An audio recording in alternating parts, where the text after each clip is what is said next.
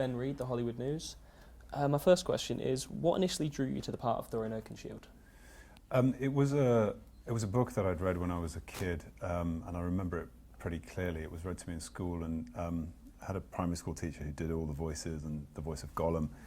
I remember Thorin for being kind of quite an angry character, quite complicated, somebody that I didn't really like very much. So it was interesting going back to it as a 40-year-old and thinking, why didn't I like this character at the time, and sort of learning to fall in love with him a bit. Okay. Well, that kind of answers my next question. Obviously, you was a fan of the original book, but had you seen Peter Jackson's Lord of the Rings trilogy? Yeah, I mean, after I'd read The Hobbit, I went on to read Lord of the Rings. I think that's Tolkien's intention. The Hobbit is a bit of a blueprint for Lord of the Rings.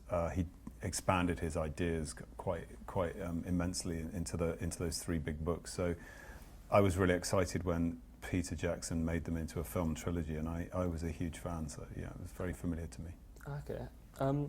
What can you tell us about how Thorin's character arc is going to come to a close in the upcoming third part of the Hobbit trilogy? I think you see glimpses of some kind of irrational thought process going on in his head towards the end of the second film, particularly when he gets inside the mountain and he confronts Bilbo. And you're going to see more of that. You're going to see him start to lose control of his own mind a little bit, and he succumbs to the gold lust and the dragon sickness, and it takes him into quite an isolated place where he rejects his comrades, and he becomes quite singularly obsessed with Bilbo Baggins. Okay. Would you say it's a satisfying conclusion in the end, without obviously spoiling anything? Yeah, I think so. I mean, it was one of those, obviously, for anyone who hasn't read the book, I won't spoil it, but there's a great moment where Thorin gets the opportunity to redeem himself, and I was really looking forward to playing that.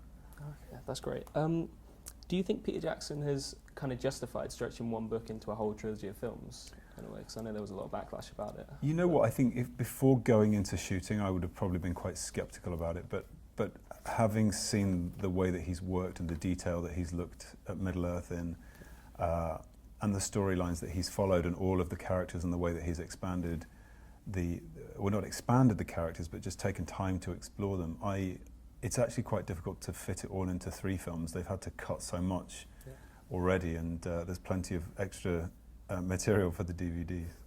Oh, brilliant. How much would you say you relate to the character? I mean, he's a pretty badass guy. What similarities is there to you?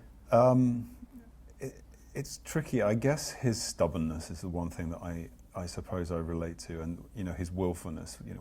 When he's decided to do something, he will do it against all odds, and I feel like I sometimes have the same kind of pig-headedness. Okay. Do you have like a favourite actor that you worked with in the whole trilogy at all? Do you want to wait for that siren? Wait, and then ask a question again.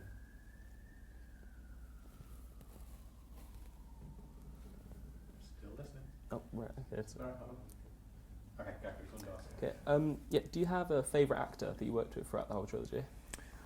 That would be really kind of indiscreet of me to favour anybody over another. I have to say, it was a privilege to work with Sir Ian McKellen. I suppose I spent a lot of time working with both Martin and Ian, and Ian is one of my kind of, screen heroes and stage heroes, so I think he had to be my favourite. Okay, cool. You actually had a small role in the first Captain America film. What's it like kind of seeing that whole world expand since you were a part of it, sort of thing?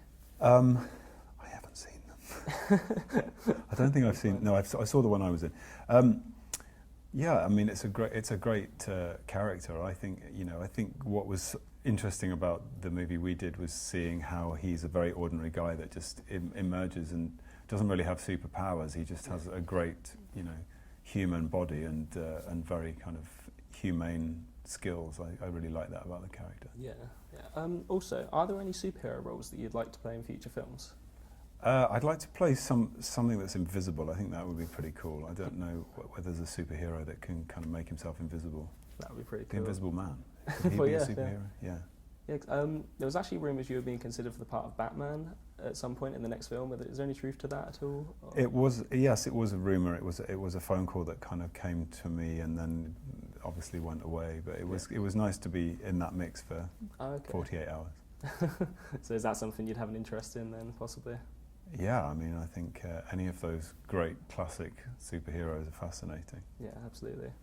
I don't know, is there any other roles that you really, really want to do, like anything you'd particularly go for? You know what, I love working from literature, and at the moment I'm playing a role which is based on a real person, and he also wrote a book in which he's featured himself. So I'm sort of fulfilling two things in one go, and yeah, I'm looking forward to sort of seeing the final finished product. Oh wow, that's great. I want to ask you what the makeup is like for the Hobbit. Like, it looks like you have quite a lot of sort of prosthetics and stuff. Yeah, it was quite extensive actually. It was a latex head and a forehead and a nose, and it was sort of glued into the eyelids and then a wig on top. They wanted to, and two massive ears as well. It was like wearing headphones. But yeah, it took about 2.5 hours to get the whole lot on, and about 20 minutes to get it on. Oh, that's right. Is it quite heavy then, I'm guessing? The costumes were heavy, yeah. There were a lot of authentic kind of fabrics and materials. They made lightweight versions of the costume for certain shots, but you know, they were kind of, they call them hero pieces when it's like the close up, and so you wear like real chainmail, which is incredibly heavy. So, Yeah. yeah. Okay, well, that's great. Cool.